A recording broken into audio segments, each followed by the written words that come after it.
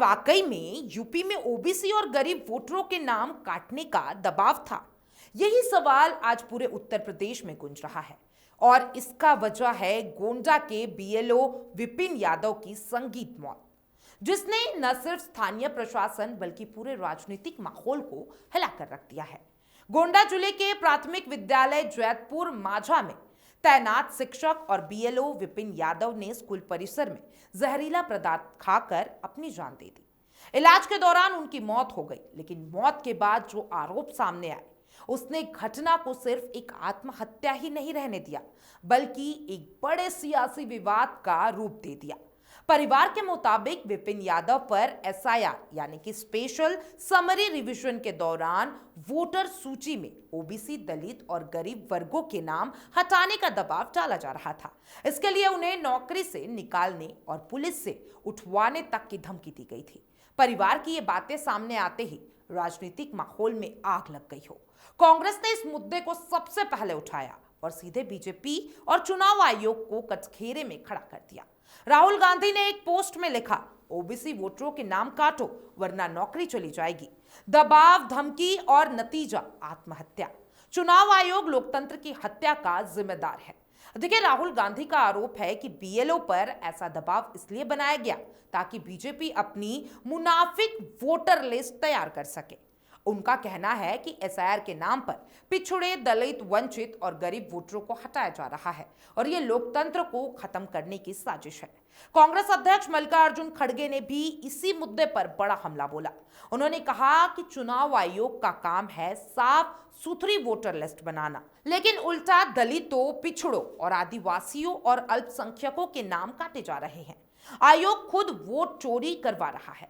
कांग्रेस ने एक वीडियो भी जारी किया जिसमें परिजनों का दावा है कि विपिन यादव को बार बार दबाव दिया जा रहा था कि वो ओबीसी वोटरों के नाम हटा, और जब उन्होंने ऐसा करने से मना किया तो उन्हें नौकरी खत्म करने और पुलिस से उठवा लेने की धमकी तक दे दी गई। इन आरोपों के बाद यूपी की राजनीति एक बार फिर गर्मा गई है। अब सवाल ये उठता है कि क्या एसआईआर प्रक्रिया में वाकई इतनी गड़बड़ियां है? क्या वाकई बीएलओ को किसी खास समुदाय के वोटर लिस्ट से नाम हटवाने का दबाव दिया जा रहा है? क्या चुनाव आयोग इस पूरे विवाद में अपनी विश्वसनीयता गंवा रहा है? चुनाव आयोग ने अब तक इस मामले पर कोई सीधा बयान जारी नहीं किया है, लेकिन राजनीतिक गलियारों में आरोपों और प्रत्यारोप का सिलसिला तेज हो गया है। बीजेपी की ओर से कहा जा रहा है कि विपक्ष सिर्फ एक घरेलू घटना को राजनीतिक रंग दे रहा है और कोई सबूत नहीं है कि वोटरों के नाम कटवाने का दबाव शासन ने दिया था। भाजपा नेताओं का कहना है कि यह सिर्फ अफवाहों का खेल है जिसे चुनाव के मौसम में हवा दी जा रही है।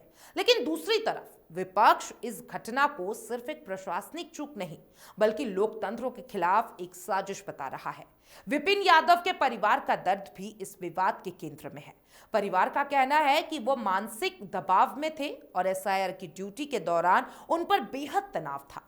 परिवार के लोग बताते हैं कि विपिन बार बार कह रहे थे कि उनसे गलत काम करवाने की कोशिश की जा रही है और अगर उन्होंने मना किया तो उन पर कार्रवाई की जाएगी। अब बड़ी बात यह है कि क्या इस घटना की निष्पक्ष जांच होगी? क्या पूरा सच सामने आएगा? क्या वोटर लिस्ट की प्रक्रिया में सुधार किया जाएगा या फिर यह मामला भी सिर्फ सियासी आरोप प्रत्यारोप में दबकर रह जाएगा?